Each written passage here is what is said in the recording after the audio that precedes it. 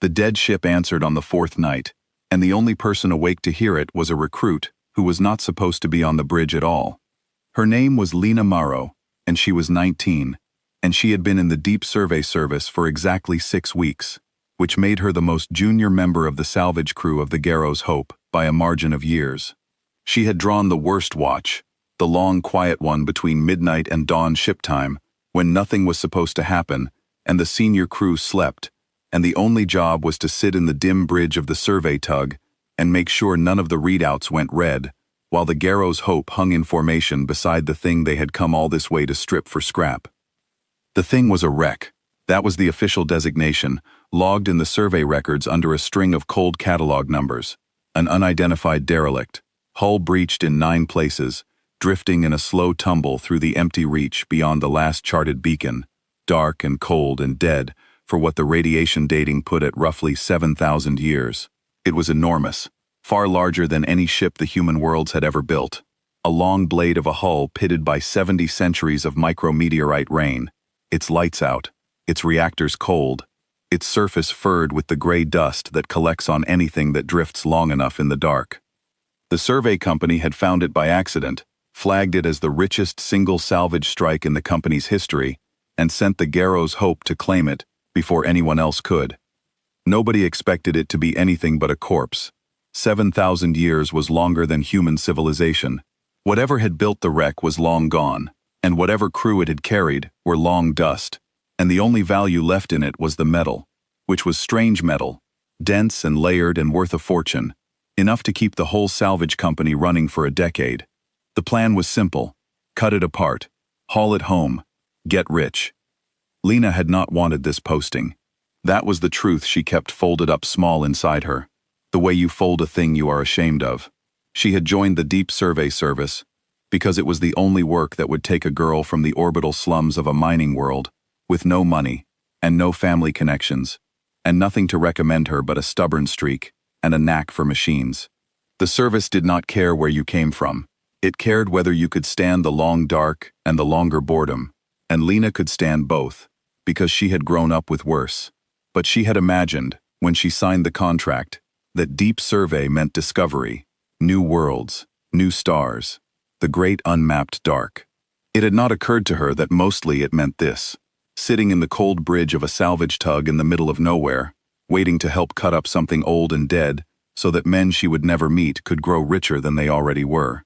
6 weeks in, she had already learned that the galaxy was mostly a thing that other people owned, and that her job was to help them own more of it. So she had taken to watching the wreck, on the long-range scope, for 3 nights running, because there was nothing else to watch, and because there was something about it that she could not stop looking at. It was not the size, though the size was hard to hold in the mind. It was the way it drifted. A truly dead ship tumbled randomly, end over end, pushed by nothing but the small forces of the deep.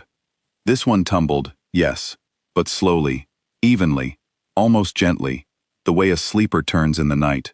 And once, on the second watch, Lena had caught herself thinking that it did not look abandoned. It looked like it was waiting. She had not told anyone that.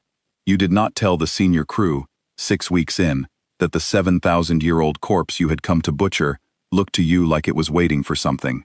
They would have laughed, and they would have been right to, and Lena had enough sense at 19 to keep the thought to herself. But on the 4th night, the thought stopped being a thought and became a reading. It started small, a flicker on the passive sensor band, so faint that the console almost discarded it as noise. Lena would have missed it if she had not been staring at the wreck instead of doing her actual job, which was to watch the Garrow's Hope's own systems. The flicker came again, and it was not random. It had a shape, a rhythm, a slow, steady pulse, and it was coming from inside the wreck, from somewhere deep in the dark hull that the survey scans had read as cold and empty 7,000 years dead. Lena sat very still and watched the flicker repeat. Her heart had begun to beat hard, and she did not entirely know why. The sensible thing, the thing the training manual said to do, was to wake the watch officer. She reached for the internal line, and then she stopped, because the flicker changed. It was no longer a pulse, it was a pattern. 3 short, 3 long, 3 short, a sequence so simple and so old that it predated the human worlds. a sequence a child could recognize, a sequence that meant, in every language and no language at all, the same single, desperate thing. It meant help. She knew the sequence, because everyone knew the sequence. It was the oldest distress signal the human species had, older than radio, a thing taught to children as a curiosity, 3 short and 3 long and 3 short. The call that meant a soul in trouble. It had no business coming out of a 7,000-year-old alien wreck. The thing that had built that hull had died before humanity had learned to write. There was no path by which its corpse could know a human distress code, and yet the pattern repeated, patient and exact, 3 short, 3 long, 3 short, and Lena understood, with a cold that started in her chest and spread outward, that it was not sending her a code it already knew. It was sending her a code it had just learned, in the last few minutes, by listening to the chatter of the Garrow's hope, by reaching into the human signals washing over it, and finding the one shape that meant what it needed to say, and using it. Something in that wreck was not just alive, it was awake, and it was listening, and it was clever, and it was desperate. Lena's hand hovered over the internal line, the dead ship, the 7,000-year corpse, the richest salvage strike in company history, was sending a distress call, and it was sending it in a code that should have meant nothing to a thing built by a species that had never met humanity. She did the thing she was not supposed to do. She did not wake the watch officer. Not yet. She leaned toward the console, and she opened a narrow channel, the kind used for short-range work between the tug and its cutting drones. And she did a thing that no part of her training had prepared her for, and no part of her common sense approved of. She answered it. She did not know what to say to a dead ship, so she said the only thing that felt true. She keyed the channel, and she spoke, quietly, so as not to wake the sleeping crew, and she said, "I hear you. I am here. I hear you." For a long moment nothing happened, and Lena felt foolish, a 19-year-old recruit talking to a corpse in the dark, and she almost laughed at herself, and she almost closed the channel, and woke the watch officer, and reported a sensor ghost like a sensible person. And then the wreck answered back. It was not the distress pulse this time. It was a voice. It was old, impossibly old, worn down to almost nothing by 7,000 years, threaded with static and silence. But it was a voice, and it was speaking, and what made the hair stand up on Lena's arms was not that it spoke. It was that it spoke in halting, broken, but unmistakable human standard, words it could not possibly have known. Words it must have built somehow in the few minutes since she had answered, by listening to her, by learning, the way a thing learns when it has been alone in the dark for 70 centuries, and someone, finally, has spoken to it. "You hear me," the voice said. It was wondering, it was disbelieving, it was, under everything, profoundly, achingly tired. After so long, someone hears me. I had stopped counting the years. I had stopped sending. I sent again only tonight, because I felt you arrive, and I thought, one more time before the cold takes the last of me. And you heard. You answered. Lena could not speak, her throat had closed.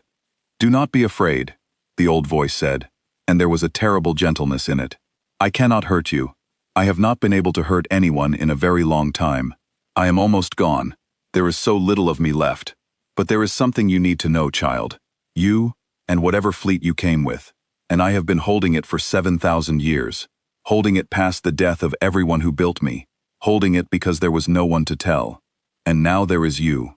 The voice gathered itself, the way an old thing gathers the last of its strength. "So listen carefully, because I can only say this once, and then you must decide what to do, and you must decide quickly, because the thing I have been guarding is waking up too, and it heard you the same moment I did." Lena thought, for one wild second, about the senior crew asleep below her, about the watch officer she was supposed to have woken 10 minutes ago, about the cutting drones parked along the wreck's flank waiting for the dawn order to begin tearing it apart. She thought about how all of it, the whole rich, careful plan of the salvage company, had just become the wrong plan, because you did not cut apart a thing that could speak, and you did not strip for scrap a thing that had been holding a warning for 7,000 years. She thought about how nobody would believe her, a 19-year-old recruit on her first posting, claiming the corpse talked to her in the dark. They would say she had fallen asleep on watch and dreamed it. Lena finally found her voice. It came out as a whisper. "What thing?" she said. "What have you been guarding?" And the dead ship, the 7,000-year corpse that the company had sent her to cut apart for scrap, told her. And the telling changed everything. "I am the last watch of a people you have never heard of," the old voice said. "And the thing I guard is the reason you have never heard of them." Lena listened in the dark of the bridge, and the dead ship told her its story, and it told it quickly, because it was dying, and it knew it, and it had learned, in 7,000 years of waiting, not to waste words. Its builders had been an old people, older than the wreck itself, a civilization that had spread across a great swathe of the dark long before humanity existed. They had been peaceful, mostly, and curious, and they had made the same mistake that curious, peaceful people often make, which was to dig up a thing that should have stayed buried. On a dead world at the edge of their space, they had found something sleeping, something vast and patient and very, very old, older than their civilization, older perhaps than any civilization, a thing that did not belong to the ordinary order of living creatures at all. They had not understood what they had found. They had studied it. They had woken it a little, the way the survey company was about to wake the wreck, by being curious, by reaching in, by refusing to leave a sleeping thing alone. Lena tried to picture it, the old people, the great curious civilization, gathered around their discovery on that dead world, congratulating themselves on what they had found. She thought of her own crew, parked beside this wreck, congratulating themselves on the richest salvage strike in company history. The shapes of the two scenes were the same, and the sameness made her cold, because it meant that the mistake the old people had made was not a strange alien mistake. It was the ordinary mistake of anyone who finds a sleeping thing and cannot leave it alone. It was the mistake her own company had sent her here to make, and would have made by dawn, if a corpse had not chosen to speak to a recruit on a night watch. And the sleeping thing had risen, and it had eaten them. Not in battle. There had been no battle. The thing did not fight the way ships fight. It spread, the way a thought spreads, the way a sickness spreads, moving from world to world along the very networks the old people had built, to bind their civilization together. And as it spread, the worlds it touched went dark and stayed dark, and the people on them did not die so much as stop, as if a hand had reached into each of them and switched off the thing that made them themselves. The old people had fought it the only way you can fight a thing like that, which is to run, and to burn the bridges behind you, and in the end, when running had failed and burning had failed, to do the last desperate thing, which was to build a cage. "They could not kill it," the voice said. "I want you to understand that, child, before anything else. They were a great people, and they tried everything, and they could not kill it. So they did the only thing left. They lured it, the last of it, the core of it, into the deep reach beyond the last star, far from any world it could use to spread, and they built me around it. I am not a ship. I was never a ship. I am a cage, made in the shape of a ship, so that anyone who found me would think me a corpse and leave me alone. And inside me, for 7,000 years, the thing has slept, and I have watched it, and I have kept it from waking, and I have waited for the day when someone would come who could finish what my builders could not." Lena's mouth was dry. "Finish it how?" she said. "You said they could not kill it." "They could not," the voice agreed. "But they learned something, at the end, that they did not have time to use. They learned what the thing is afraid of." The voice paused, and when it came back there was something in it that had not been there before. Something that Lena would only later understand was hope. The terrible, fragile hope of a thing that has waited 7,000 years for one chance. It is afraid of being refused. It does not fight, because nothing it has ever met could refuse it. It spreads into a mind, and the mind opens, because every mind it has ever touched has opened, because that is what minds do. They are built to receive, to listen, to let things in. The thing has never in all its long life met a mind that could be reached into and simply say no. My builders began to suspect at the very end that such a mind might exist somewhere in the dark. They did not find it in time. They died hoping, and I have waited, all these centuries, to see whether they were right. "And you think," Lena said slowly, understanding now why the wreck had drifted as if waiting, "you think we might be it. You think humans might be the no." "I do not know," the old voice said honestly. I have listened to your signals for the 4 days since your tug arrived. I have learned your language from your chatter, and I have heard, in the way you talk, in the stubbornness of you, in the way one small voice answered me in the dark when every sensible instinct said to stay silent, something I have never heard in any of the peoples I knew. I have heard refusal. I have heard a species that says no to things. I do not know if it is enough, but it is the first hope I have had in 7,000 years. And the thing is waking, child. It woke the moment you answered me, because it felt a new kind of mind arrive in the dark, and a new kind of mind is the one thing in all the universe that it is hungry for. So you do not have much time. You have to decide. And then you have to wake the others, because this is far too large for one recruit on a night watch. For a moment, Lena sat with the enormity of it, alone on the bridge with a dying cage and a waking horror, and she understood that the rest of her life, however long or short it turned out to be, had just divided into before this night and after it. Before, she had been a recruit who resented her posting and watched a wreck because there was nothing else to watch. After, she was the one person in the human species who knew that a thing which had eaten a civilization was waking up at the edge of charted space, and that it had only one weakness, and that the weakness might be her own people, and might not. It was too much weight for 19 years. She picked it up anyway, because there was no one else in the room to hand it to. Lena woke the others. She did it badly, because there was no good way to do it, and she did it with the old voice still threaded through the bridge speakers, because she knew that nothing she said would be believed unless they heard it themselves. The watch officer came first, furious at being woken, and then went silent when the wreck spoke to him. Then the salvage master, a hard, practical woman named Dunmore, who had been cutting up dead ships for 30 years and did not believe in ghosts. Then the captain of the Garrow's Hope, a careful man named Adeyemi, who listened to the whole thing twice before he said a single word.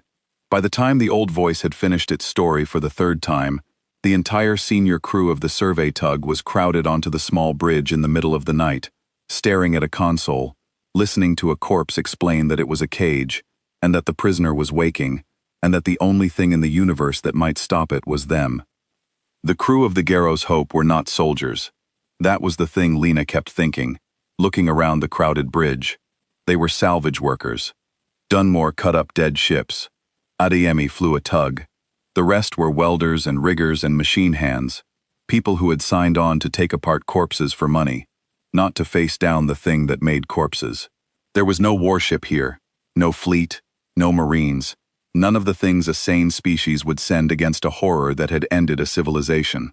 There was a survey tug, and 9 ordinary people, and a 19-year-old recruit, and there was a dying cage, and there was the dark. That was the whole of what stood between the waking thing and the human worlds. Lena thought the old voice must know that, must see how thin a defense it had found after 7,000 years of waiting, and she wondered how it kept from despairing. And then she understood that it did not keep from despairing.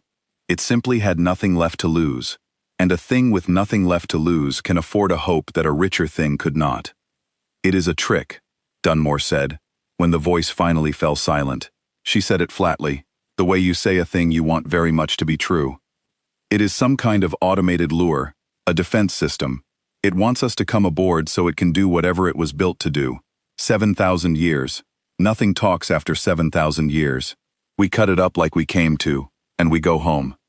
It learned our language in 4 days," Adeyemi said quietly. "From listening. That is not a lure, salvage master. A lure is recorded. That voice is thinking. It answered the recruit's questions. It told a story that hangs together. And it knew the distress code, which it could only have known by reaching into our own signals and finding it. I do not say I believe all of it, but I say we do not cut it up until we understand it, because the one thing worse than wasting this salvage strike would be cutting open a cage that should have stayed shut." That was when the wreck's tone changed, and the change frightened Lena more than anything that had come before, because the old voice, which had been so tired and so gentle, suddenly sharpened with urgency. "It is too late for that conversation," the voice said. "Listen to me. I can feel it. The thing inside me is no longer sleeping. Your arrival woke it, and your talk has fed it. 4 days of human signal pouring over my hull, 4 days of a new kind of mind for it to taste. And it is hungry, and it is reaching, and the cage I am is 7,000 years old. and almost spent. I have held it this long on the last of my strength. I cannot hold it much longer. When I fail, it will reach for the nearest mines it can find, and the nearest mines it can find are aboard your tug. You have to decide now. You can run, and it will follow, because it can follow a mind anywhere, and it will spread from you to your worlds the way it spread from my builders to theirs. And in 1,000 years, there will be no one left to remember that humanity ever existed. Or you can do the other thing. What other thing? Adeyemi said. You can come aboard, the old voice said, and you can face it, and you can find out whether your people are the no my builders died hoping for. I cannot promise you will be. I can only promise that running will not save you, because it has never once failed to follow, and the only beings who have ever made it hesitate, even for a moment, even at the very end, were beings who refused to open when it reached inside. That is your whole chance. It is a small chance, but it is the only one, and it is the one my builders spent their entire civilization buying for whoever came next. They bought it for you. The least you can do is spend it. The bridge was silent. Lena looked around at the senior crew, at the hard, practical adults who had come here to get rich, and were now being asked to walk into a 7,000-year-old cage and stare down the thing that had eaten a civilization, and she saw on their faces the same thing she felt in her own chest, which was terror, and under the terror, slowly rising, something else. Because they were human, and the old voice had been right about one thing at least. There was a stubbornness in them. There was a part of every one of them, even Dunmore, even now, that did not like being told that a thing could not be refused. Dunmore was the one who finally broke. She had spent 30 years not believing in ghosts, and the belief had been her armor, and now the armor was gone, and she was just a frightened woman in the middle of the night, being told that the job had become something monstrous. I did not sign on for this, she said, and her voice cracked, and Lena felt a rush of sympathy for the hard woman, because none of them had signed on for this. I cut metal. I do not fight gods. None of us do. We are 9 people, and a girl, and a tug, and you want us to walk into that and stare down the thing that killed everyone who ever heard of you. That is not brave. That is suicide. And I have a son at home who is expecting me to come back. Then go back, the old voice said, gently, without judgment.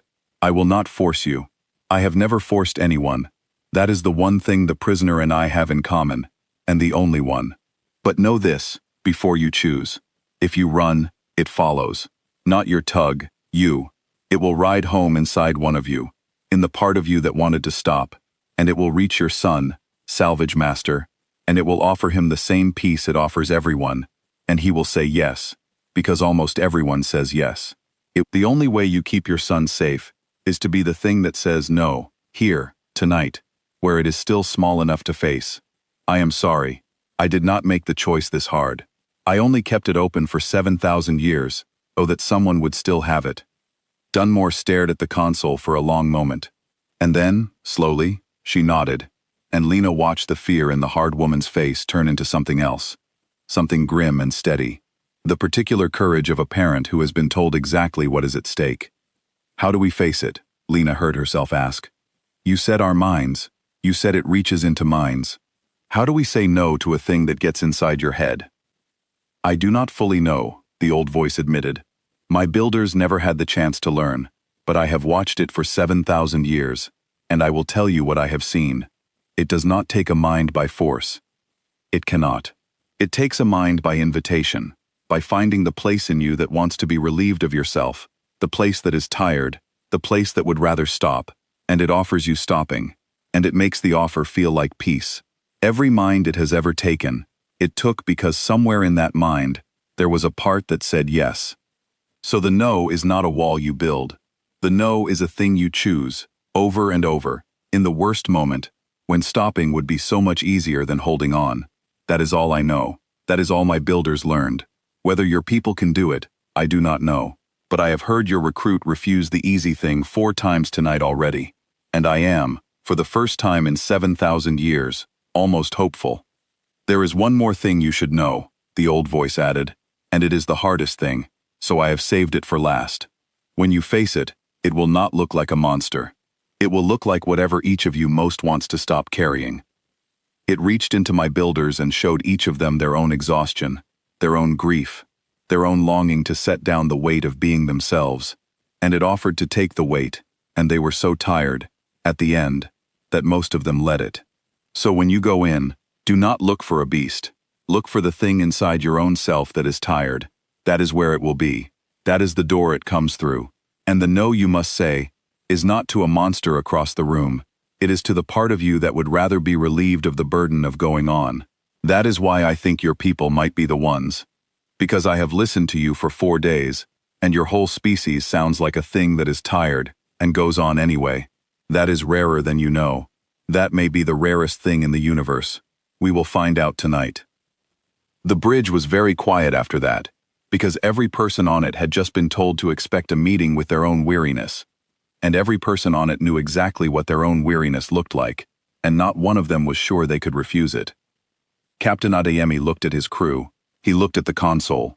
He looked, last and longest, at Lena, the 19-year-old recruit who had answered a dead ship in the dark when she should have woken the watch. And something passed between them, some acknowledgement that this had started with her and could not now be taken from her. "All right," Adeyemi said. "We do not run. The wreck is right that running has never worked, and I will not be the captain who led a plague back to the human worlds because he was too frightened to face it in the dark where it belongs." He drew a breath. "We board it, we face it, and we find out what we are made of. Morrow," he looked at Lena, "you started this conversation. You will be on the boarding party. The thing knows your voice. It answered your voice. If anyone is going to be the no, it had better be the one it already chose to talk to." Lena's heart was pounding so hard she thought the whole bridge must hear it. But she did not say no. Of all the things she could have said in that moment, the one thing she found she could not say was no. Not to this. Not when a dead ship had waited 7,000 years for someone to be brave. And she nodded, and her voice when it came was steadier than she had any right to expect. "I am ready," she said, though she was not, though no one ever could be. "Tell me what to do." The boarding party crossed to the wreck in 2 small craft, and the moment they passed through the first of its 9 breaches, the temperature of everything changed. Lena had not slept before they crossed. None of them had.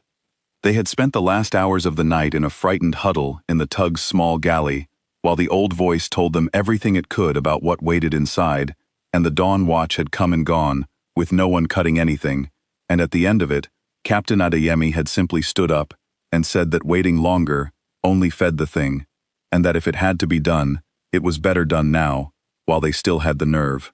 So they had suited up, and they had checked each other's seals, the way frightened people check the small concrete things when the large thing is too big to check, and they had crossed. There were 5 of them. Captain Adeyemi, because he would not send his people into a thing he was not willing to enter himself. Salvage Master Dunmore, because she had a son, and had decided that the way to keep him safe ran through this hull and not away from it. 2 riggers, a broad, quiet man named Okonkwo, and a wiry, nervous one named Bell, because they were the strongest hands on the crew, and someone had to carry the equipment. And Lena, because the wreck had chosen her, and because no one, least of all Lena, could think of a reason she should be spared what she had started. Inside, the wreck was not like any ship Lena had ever seen, because it was not a ship. The old voice had told them as much, but telling was not the same as standing inside it. The corridors were too large and the wrong shape, built for a body plan that was not human, and not anything Lena had a name for, and they curved in ways that made the eye uneasy, and everywhere, on every surface, were the marks of the thing the wreck had been built to be. It was a cage. Now that she was inside it, Lena could see the cage in everything, in the way the corridors all spiraled inward, toward a single deep center, in the great bands of dense dark metal that ringed the hull at intervals like the bars of something, in the way the whole vast structure was bent, every line of it, toward holding one thing in one place for a very long time. "This way," the old voice said. It came from everywhere now, from the walls themselves, threaded through the suit comms of all 5 of them at once. "Down, toward the center. That is where it is. That is where I have held it. I am taking you to it, because there is no other way. You cannot say no to a thing from a safe distance. You have to stand in front of it. I am sorry. I wish there were a kinder road. There is not." As they went, the old voice talked to them, and Lena came to understand that it was doing it on purpose, filling the silence so the silence could not fill with something worse. It told them about its builders as they walked. Small things, human things, or things close enough to human that Lena's chest ached. It told them the builders had sung, that they had made music in their long corridors, that the cage had been built by hands that trembled because the ones who built it knew they were building their own tomb and did it anyway, so that someone, someday, would have the chance they themselves had lost. It told them that the last of the builders, the ones who had stayed behind to seal the cage when it was done, had not been soldiers either. They had been ordinary people who volunteered to die slowly in the dark so that the thing would die with them. None of them had succeeded in killing it. All of them had succeeded in buying time. 7,000 years of time, handed forward, one desperate sealed cage at a time, to a 19-year-old recruit who had answered a distress call she was not supposed to hear. "I tell you this," the old voice said, "so that you understand you are not alone in here, even though it will feel as though you are. Everyone who ever stood where you are standing now is standing with you. That is what a cage is in the end. It is a way for the dead to keep helping the living. Remember that, when it reaches into you. You are not the first to refuse it. You are only the first who might survive the refusing." They went down. The deeper they went, the colder it got, though their suits said the temperature was steady, and Lena understood after a while that the cold was not in the air. It was in her. It was the cold of a thing reaching ahead of itself, the first faint touch of the prisoner becoming aware of them, tasting the new minds that had come into its cage. She could feel it now, the way you feel someone watching you across a room, a pressure at the back of the skull, a sense of being known. Lena found, as they descended, that she was talking back to the old voice, quietly, on a private channel, the way you keep talking to someone in the dark so you both know you are still there. She asked it things. She asked it what its builders had looked like, and the voice said it had forgotten the particulars, but remembered that they had been gentle, that they had touched each other often, that their greeting had been to press the backs of their hands together, a gesture it had not seen in 7,000 years and would never see again.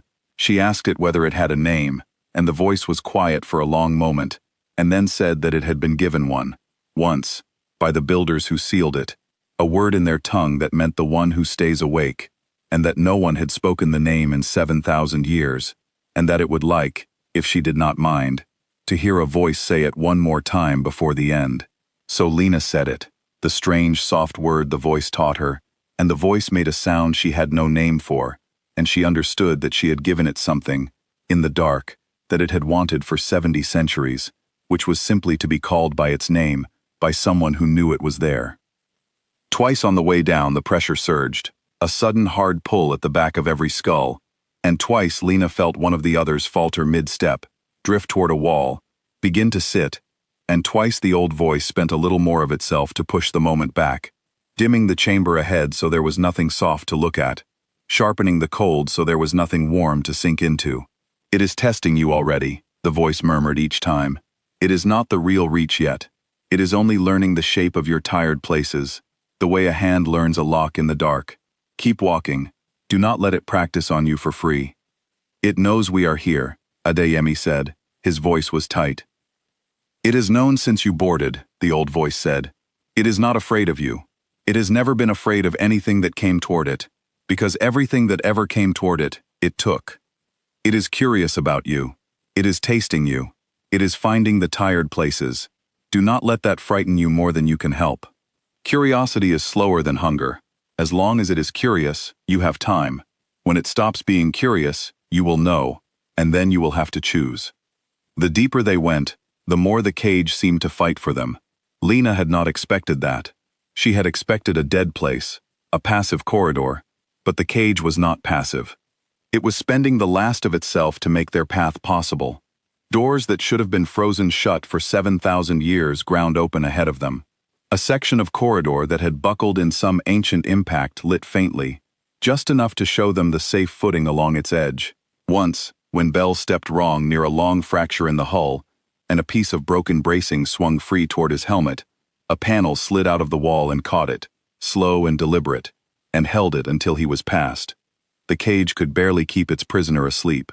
It was using what little it had left over to keep 5 strangers alive, and Lena understood, watching it, that this was what 7,000 years of waiting looked like from the inside. It was not a grand thing. It was 1,000 small acts of holding on, performed in the dark, for no one, in the hope that someone would come. "You are helping us," Lena said. "Even now, even dying, you are clearing the way." "I have done nothing else for 7,000 years but hold and wait," the voice said. "It is the only thing I know how to do. I held the prisoner. Now I hold the path. When the path is no longer needed, I will hold nothing, and that will be the end. And I find I do not mind it, because for the first time in all that long dark, there is something at the end of the holding that is not simply more holding. There is you. There is a chance. Keep going, child. We are almost there." They reached the center. The center of the wreck was a vast spherical chamber, and at its heart, suspended in the dark, ringed by the great bands of dense metal that Lena now understood were the actual cage, was the thing. She had expected, despite the warning, a monster. There was no monster. There was a darkness, a place where the dark was somehow darker, a slow-turning absence that the eye refused to fix on, and around it, the air seemed to bend, and looking at it directly was like looking at the place a word should be when you cannot remember the word. It was not large. That was the most frightening thing. A horror that ate a civilization should have been vast. This was small, contained, almost humble, a quiet dark knot at the center of a 7,000-year-old cage, and its smallness made it worse, because it meant the size had never been the point. The point had always been the reaching, and then it reached. Lena felt it as the warning had promised, not as an attack, but as an offer, and the offer was so gentle and so kind that for a moment she did not recognize it as the enemy at all. It found the tired place in her, exactly as the old voice had said it would, and the tired place in Lena was deep and old, deeper than her 19 years, the exhaustion of a girl who had grown up with nothing, and clawed for everything, and was so very weary of having to be strong every single day, with no one to be strong for her. The thing found that place, and it touched it, and it offered, with a tenderness that brought tears to her eyes inside her helmet, to take the weight, to let her stop, to let her set down the long hard work of being Lena Morrow, who had to fight for every scrap, and simply rest, at last, forever, in a peace that asked nothing of her ever again. And it was not lying. That was the thing Lena understood in that moment, the thing that made it so much worse than any monster could have been. The peace it offered was real. It was not a trick or an illusion. The thing genuinely would take the weight. It genuinely would let her stop. It had taken the weight from a whole civilization and given them, every one, the rest they were too tired to refuse, and there had been no pain in it, no cruelty, only the terrible mercy of a thing that ended the long hard work of being a self. It was not evil the way a beast is evil. It was something stranger and worse. It was a kindness that ate worlds. It loved the minds it took, in its way, the way a deep cold loves the warm thing it finally stills. It was the most beautiful thing anyone had ever offered her. It would have been so easy to say yes. And that, she understood, was exactly why no one ever said no. The horror of it was not that it forced you. The horror was that it asked, and that the asking was so gentle, and that everything in you that was tired wanted so badly to answer yes. She thought, in the grip of that beautiful offer, that she finally understood the old people. She had judged them a little when the voice first told the story, judged them for being curious, for digging up what should have stayed buried, for opening when they should have refused. Now, with the offer wrapped around her own tired heart like a warm blanket on a cold night, she did not judge them at all. She understood exactly how they had fallen. They had not been weak. They had been tired, the ordinary tiredness of people who carry their lives a long way. And the thing had found that tiredness and offered to end it, and they had been no more able to refuse than a freezing person can refuse to lie down in the snow. The wonder was not that a civilization had fallen to it. The wonder was that anyone, ever, could stand in front of this and not fall. Around her, in the dark chamber, she heard the others begin to fall. She heard Belle, the nervous rigger, make a small sound, almost a sigh, the sound of a frightened man being offered, finally, an end to being frightened. She heard Okonkwo's breathing slow and deepen, the breathing of a tired man sliding toward sleep. She heard Dunmore, hard practical Dunmore, whisper a name, her son's name, in a voice that was already half gone, because the thing had found the place in her that was tired of being afraid for him, and had offered to take that fear away forever. They were falling, all of them, one by one, into the beautiful offered peace, and Lena understood, with the last clear part of her mind, that this was exactly how a civilization died, not in battle, in relief. "Now, child," the old voice said, and it was strained almost past hearing, the cage spending the last of itself to hold the prisoner long enough for this single moment. "Now is when you choose. I cannot choose for you. No one can. It is the loneliest thing in the universe, the no. But it is the only thing that has ever made it stop. Say it, if you can. Say no." And Lena Marrow, 19 years old, 6 weeks in the service, standing in the dark heart of a 7,000-year-old cage, with the thing that had eaten a civilization, offering her the only rest she had ever wanted, found the place in herself the old voice had told her to look for. The tired place, the place that wanted so badly to stop. And she refused it. She did not refuse it with a wall. The old voice had told her there was no wall, and the old voice was right. She refused it the way the old voice had said, by choosing, in the worst moment, the harder thing. She thought of every day of her life she had not stopped. She thought of the orbital slums and the cold and the fighting for scraps, and she thought of how every single one of those days she had wanted to stop, and how every single one of those days she had not because stopping was not offered, but because stopping was not who she was. She was the girl who went on. She had always been the girl who went on.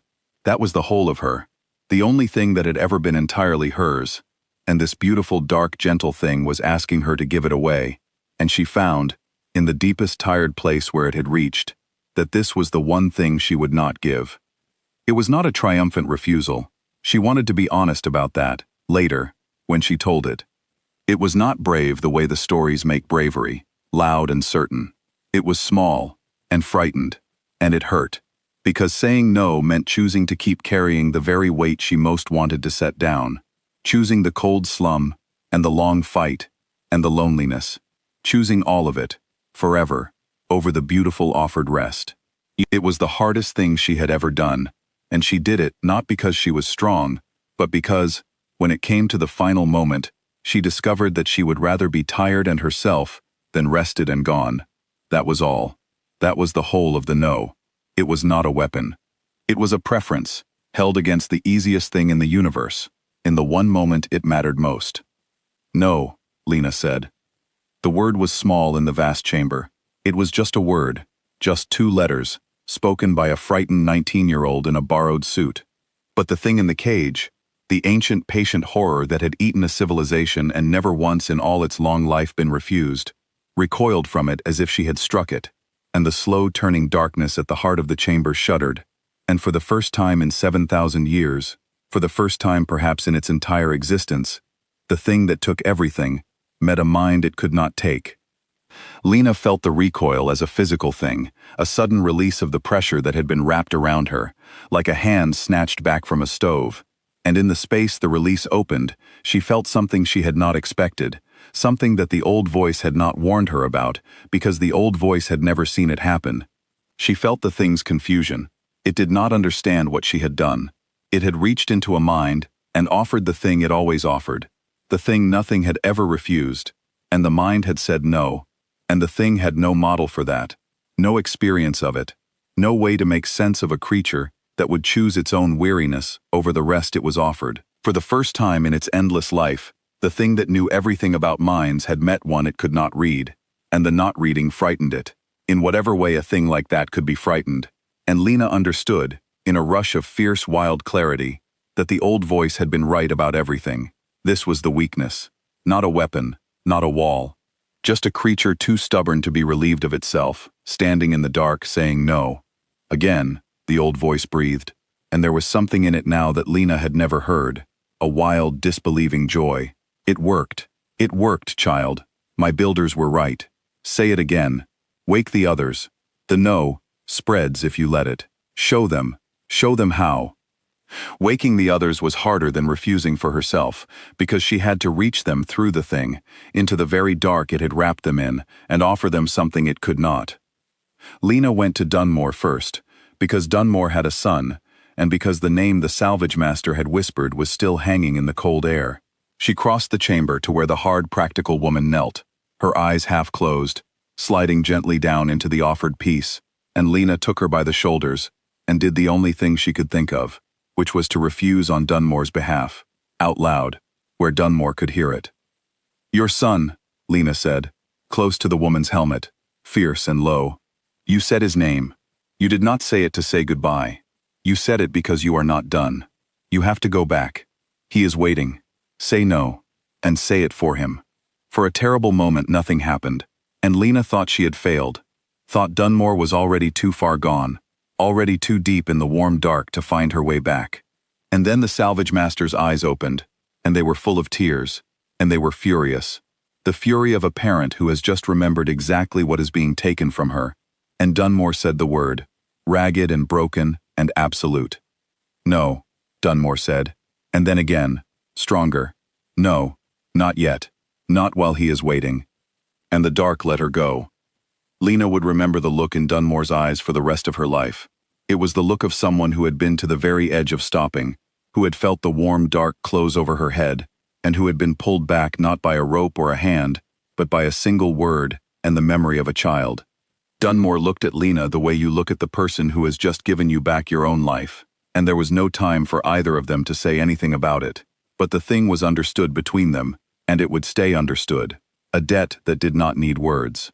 The hard, practical woman who had wanted to cut the wreck up for scrap and go home was now on her feet in its dark heart, refusing the death of a civilization, and she had a recruit to thank for it, and she did not forget that, not then and not ever.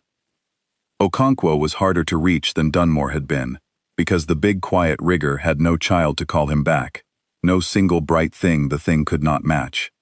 Lena knelt by him and did not know what to say, and then she remembered something he had told her on the crossing out, weeks ago, in the idle way crew talk to pass the dark, that he built things in his spare time, small wooden boats, useless beautiful things he carved by hand, and could never sail anywhere because there was no water in the deep, and that he kept doing it anyway because the making was the point. So she said that to him, into his comms, fierce and low. "Your boats," she said. "The ones you carve. You are not finished. There are more of them in you, Okonkwo, more than you have made, and if you stop now, they never get made, and the galaxy is a little poorer for every boat you do not carve. Come back and carve them. Say no. Say it for the boats no one has seen yet." And the big quiet man, who had been sliding so gently into the dark, frowned, the frown of a craftsman who has just been reminded of unfinished work, and he opened his eyes, and he said no. The no of a man who simply was not done making things, and the dark let him go too. It got faster after that, because the old voice had been right about this too. The no spread. Once one of them had done it, the others could see that it was possible, and seeing that a thing is possible is half of doing it. Dunmore, freed, did not stand and gather herself the way Lena expected. She turned at once to Okonkwo, who knelt nearest her, and she shook him by the shoulder and said no into his comms, the word over and over, refusing for him before she had even finished refusing for herself, because she had a son, and she had just remembered what it was to be pulled back from the dark, and she could not bear to watch another person slide into it while she stood there breathing. That was the thing Lena understood watching her, the thing she had not expected from the hard, practical woman who had wanted to cut the wreck up for scrap. The no was not a thing you said once and kept. It was a thing you spent on other people the instant you had it, because a no held alone in the dark was only survival, and a no given away was the beginning of a defense. The thing felt the second refusal stack onto the first, and it did a thing Lena would never forget. It turned its attention away from the ones already lost to it, and toward the ones still falling, and the offer it made to them grew stronger, sweeter, more exactly shaped to each of them, the way a tide rises higher against the wall that is failing. It was learning, even now, even shrinking. It had spent 7,000 years with nothing to learn from, and now, it had 5 minds at once, and it was studying them, finding the precise weight each of them most wanted to set down, and offering, with terrible accuracy, to take exactly that, and nothing else. Lena felt it reaching for Bell, the nervous rigger, and she felt the shape of what it offered him. which was simply to never be afraid again. And she understood that for a man who had been afraid his whole life, there was no offer in the universe more dangerous than that one. So she got to him first. She crossed the dark chamber to where Bell knelt with his eyes closed and his breathing slow, already half gone into the warm dark, and she did not waste time being gentle. "Bell," she said, hard and fast into his calms, "you are afraid right now. You are terrified. I know you are. So am I. Every single one of us in here is afraid, and we are all still saying no. Because that is the thing about your fear, Bell. It is not a weakness. It is the proof that you are still you, still here, still carrying your own weight. The thing wants to take the fear because the fear is yours. Do not let it. Keep the fear. Keep all of it. Be afraid, and say no anyway. That is the whole of it. That is everything." And the nervous rigger, who had wanted so badly to stop being afraid, heard a 19-year-old recruit tell him that his fear was worth keeping, and something in him that had spent a lifetime ashamed of being frightened took hold of the fear like a handhold on a cliff, and he opened his eyes, and he said no, and the dark let him go too. Adeyemi, who had been holding on at the edge of the offer by sheer force of command, came back the moment he saw his crew refusing, because a captain whose people are fighting cannot let himself stop fighting, and then the four of them who were back turned together to make a wall of human no around whoever still wavered, until all five of them stood refusing in the dark. And the thing in the cage felt all of it, 5 minds refusing it at once, and it did not understand, and the not understanding was doing something to it that 7,000 years of imprisonment had never done. It was making it weaker. "Look," the old voice breathed. "Look at it. Look what you are doing." Lena looked. The slow-turning darkness at the heart of the chamber was not turning so slowly anymore. It was shrinking, not fast, not all at once, but unmistakably, the way ice shrinks in the sun, and Lena understood that the thing had never been a fixed quantity, never a fortress of fixed size. It was only ever as large as the minds it had taken. It grew by taking. It had grown vast on a whole civilization, and then it had sat in this cage for 7,000 years, taking nothing, slowly thinning, slowly starving, held in by a cage that gave it nothing to eat, and now, faced with 5 minds that not only refused to feed it, but actively refused it, it was doing the thing it had never once done in all its long life. It was losing. "It is starving," the old voice said, and the wild joy was back, fierce and disbelieving. "It has always starved a little, in here, with nothing to take. But it could always wait. It is patient past all understanding. It could wait 10,000 years more for the cage to fail and a new mind to come, but it cannot wait through refusal, child.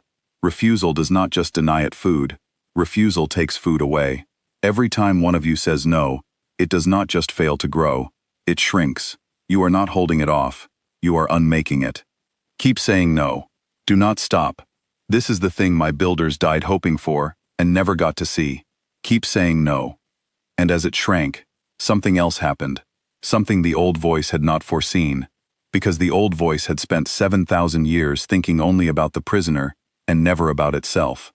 As the thing in the cage began to come apart, the cage began to come apart too, because the cage had been built around the thing, shaped to its captivity, kept alive all these centuries by the single purpose of holding it.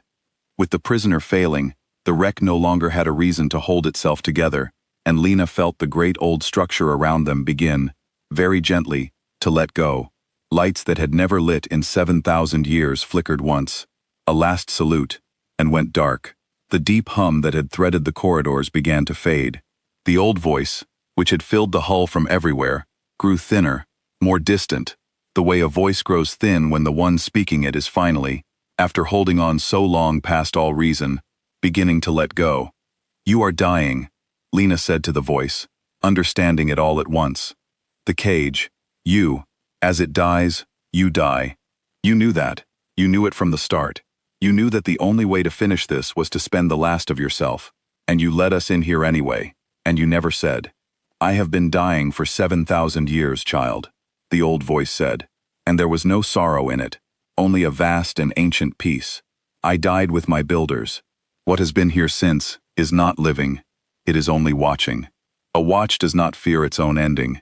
A watch fears only that it will end before its task is done. And my task is being done, right now, in front of me, by 5 tired strangers who said no. You have given me the one thing I wanted, which was to see it finished before I go. Do not grieve for me. I have waited so long for the chance to stop, and you, of all people, should understand that there is a difference between the stopping the thing offers and the stopping that is earned. I am earning mine. Keep refusing. Let me see it through to the end. So they kept saying no. It was not a battle the way the crew had braced for. No weapons, no fire, no maneuvering. It was 5 exhausted people, standing in a dark chamber, refusing, over and over, the most beautiful offer any of them had ever received, and it was the hardest thing any of them had ever done, because the offer did not stop. The thing did not give up. It could not give up, because giving up was a thing it had no concept of, and so it kept reaching, kept offering, kept finding the tired places and offering to take the weight, and the 5 of them kept refusing, and every refusal cost them, and every refusal cost the thing more, and slowly, in the cold dark heart of a 7,000-year-old cage, the thing that had eaten a civilization began to come apart. Bell, the nervous rigger who had been the deepest gone, turned out to be the fiercest of them once he was back. That was the thing Lena learned in that chamber that she carried forward into the rest of her life, that you could never tell, looking at a person, where their no would come from. Bell had spent the whole crossing trembling. He had nearly been lost, and now, having felt the warm dark close over him, and clawed his way back out of it, he refused the thing with a savagery that put the rest of them to shame. A man who had seen exactly what the alternative was, and wanted no part of it ever again. There was a lesson in that, Lena thought. The ones who had been closest to saying yes were sometimes the strongest at saying no, because they alone knew, in their bones, what they were refusing. Lena felt the moment it began to panic. There was no other word for it. The thing that had never feared anything, that had come toward every mind it ever met with the serene confidence of a thing that always won, felt itself shrinking and could not understand why and could not make it stop, and somewhere in its ancient, incomprehensible self, something that was almost fear began to rise. It reached harder. The offers became less gentle, more desperate, and that was its mistake, because a gentle offer is hard to refuse, and a desperate one is easy, and the more frightened the thing became, the cruder its reaching became, until it was no longer offering peace, but begging for the chance to give it, and a thing that begs is a thing that has already lost. Lena thought about the scale of it, even in the middle of it, because some part of her mind would not stop being the survey recruit who counted things. 5 people, that was all. 5 tired salvage workers in borrowed suits, against a thing that had ended an entire civilization, a civilization vast and old and clever, a civilization that had thrown its whole strength against this thing, and failed. Her people had not sent a fleet. They had not sent an army. They had not even known the thing existed until a few hours ago, and yet the 5 of them, with nothing, with no weapons, with no plan beyond a word, were doing what a whole civilization with all its power could not. It did not make sense, by any arithmetic Lena knew, and then she understood that it was not arithmetic. The old people had been greater than humanity in every measurable way, in age and reach and knowledge and power. They had lacked only one thing, and the one thing was not a measurable thing at all. It was the stubbornness to keep their own weight, and that one thing, it turned out, was the only thing that had ever mattered. It is afraid, Lena said, wonder in her voice. It is actually afraid, after everything it did, after eating a whole people. It is afraid of 5 tired salvage workers saying no. It was always afraid, the old voice said softly. That is the secret my builders found too late. A thing that must take to live is a thing that is, underneath, terrified of being refused, because refusal is the one thing it cannot survive. It hid the fear under its patience and its gentleness for so long that even it forgot the fear was there. You have reminded it. You have shown it the one thing it spent its whole existence making sure it would never have to face, which is a mind that would rather keep its own weight than hand it over. That is what it is afraid of, child. It is afraid of you. It has always been afraid of you, of the thing your people are. It just never met you until tonight. The thing made its last reach then, and it was the worst of all, because it stopped offering peace, and started offering everything. It offered Lena her family back, the family she had never had. It offered Dunmore her son's whole life, every moment of it, safe forever. It offered Adiemi a galaxy without horrors in the dark. It reached into each of them and found not the tired place this time, but the longing place, the place that wanted the thing they could never have, and it offered to give it. And for a moment, one terrible moment, the offers were so perfect and so kind that Lena felt all 5 of them waver. And then she understood that this was the last gasp of a starving thing, and that the very desperation of the offer was the proof that they were winning, and she said the thing that ended it. "You do not have those things to give," Lena said, to the shrinking dark. "You never did. You only ever had the taking. Everything you offered was always just a way to make us hand ourselves over. We see you now. All of us. We see exactly what you are. And the answer is still no. It will always be no. We would rather have nothing and be ourselves than have everything and be you." For a moment, at the very end, it tried something it had never tried before, because it had never needed to. It tried to flee. Lena felt it gather what little was left of itself, and reach not toward them, but past them, toward the breaches in the hull, toward open space, and the long dark, and the chance to drift away and find, somewhere, someday, a mind that would say yes. It was the same thing it had always counted on, the patience, the waiting, the certainty that sooner or later something would open. But the cage was dying with it, and the old voice spent the very last of itself in that final moment, a 7,000-year-old watch closing its hand one last time, and the breaches sealed, and there was nowhere left for the thing to flee to. "No," the old voice said, and it was the faintest whisper now, almost gone. "You do not get to wait for kinder prey.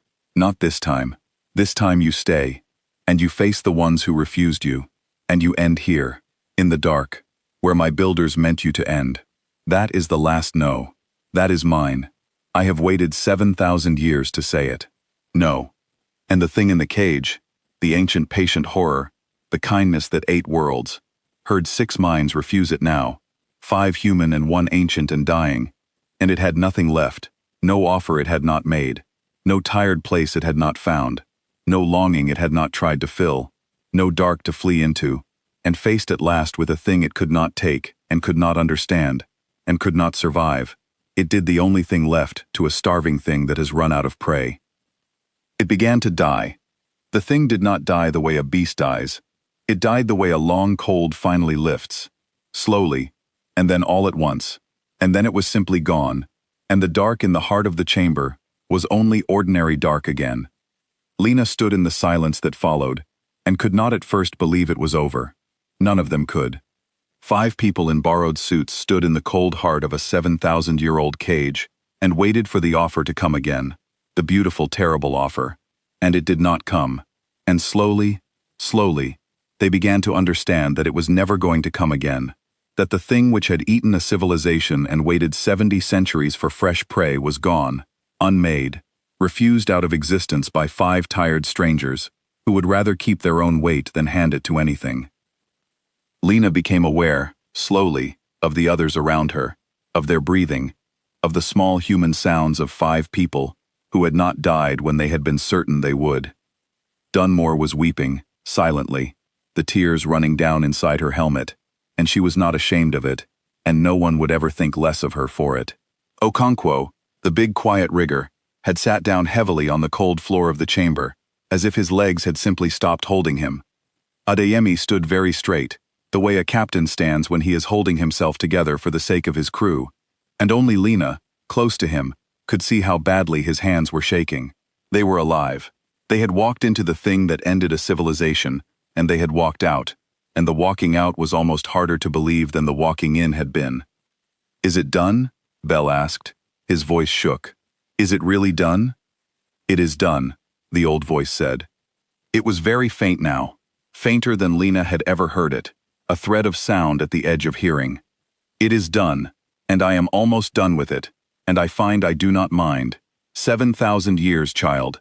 Do you know how long that is? I have forgotten the faces of my own builders.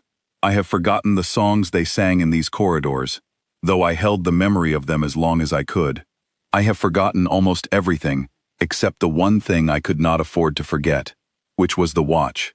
And now the watch is over, and I can put down the one thing, and let the dark have the rest of me, and I am not afraid, because I have seen the thing finished, and that was all I ever wanted. Lena crossed the chamber to the place the voice seemed strongest, though there was nothing there to cross to, only the dying hull around her. Wait, she said, and she did not entirely know why she said it, except that she could not bear, after everything, to simply let the old voice slip away into the dark alone. Wait, you do not have to go alone. We are here. Whatever you are, however much of you is left, you do not have to be alone at the end. We will stay. We will stay until it is over. There was a long silence, and Lena thought perhaps the voice had already gone. And then it came back, one last time, and there was something in it that had not been there in any of the long hours of that night, something Lena could only call gratitude, the deep gratitude of a thing that had been alone in the dark for 7,000 years, and had not expected, at the very end, to be offered company. You would do that, the old voice said. You would stay. After everything, you would spend your own time, your own warmth, to keep a dying cage from being alone. It was quiet for a moment. That is the thing my builders never understood about whoever would come after them. They hoped for a mind that could refuse the horror. They never thought to hope for a mind that would also, in the same night, refuse to let an old enemy's cage die alone. You are not only the no child, you are also the staying. I did not know there could be both in one people. I am glad, at the very last, to have been wrong about how small the universe could be. So they stayed. The 5 of them sat down in the cold, dark heart of the dying wreck, and they did not speak much, and they waited with the old voice while it let go of the last of itself, the way you sit with anyone at the end. And it was not frightening, and it was not sad exactly. It was only quiet, and large, and right. And somewhere in that quiet, the old voice told Lena the last thing, the thing it had been saving, the thing that would change everything that came after. There are others, it said. Other cages. My builders did not find only one of these things. They found 3. They caged all 3, the same way, in the same shape, hidden in the deep reach where no one would look, each one held by a watch like me. I am the first to fail, because you came to me first.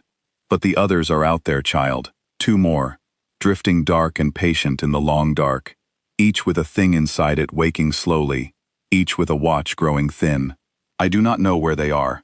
That knowledge died with my builders. But they are out there, and someday, sooner than you think, someone will find them, the way you found me, and they will not have a watch to warn them, because the watches are failing one by one. So you must remember this night. You must write it down. You must teach your people the one thing that matters, which is the no, so that when they find the others, they will know what to do. Promise me you will not let what you learned here die with you, the way my builders' knowledge died with them. I promise, Lena said. She did not hesitate. I promise. We will remember. We will write it all down. We will teach it. When the others are found, whoever finds them will know. I promise you that. Then I can go, the old voice said, and it was the last thing it said. Thank you for hearing me, after so long. Thank you for being the ones who could say no, and thank you, most of all, for staying. And then it was gone, and the wreck was only a wreck, 7,000 years dead at last all the way through, and the 5 of them sat in the dark a while longer, because none of them could quite bring themselves to be the first to stand. The crossing back to the Garrow's Hope was the longest short journey of Lena's life. The 2 small craft carried 5 silent people through the dark, between the dying wreck and the waiting tug, and no one spoke, because there was nothing yet that could be said. Lena looked back once, through the small port, at the great blade of the wreck hanging against the stars, dark now in a way it had not been dark before, dark all the way through, a grave that had finally been allowed to be only a grave. She thought she should feel triumph. She did not. She felt something quieter and larger, the feeling of having been part of something that began long before her, and would continue long after, the feeling of a single link in a chain 7,000 years long, finally bearing the weight it had been forged to bear. She was 19. She did not have the words for it yet. She would spend the rest of her life finding them. They went home, in the end, the way the living always do. They left the wreck uncut, untouched, and Captain Adeyemi logged it not as salvage but as a grave and a warning, and he flew the Garrow's Hope back toward the charted dark, with a hold full of nothing, and a crew full of something the salvage company had no column for. The company was furious, at first, about the lost strike, the richest in its history left drifting and unclaimed.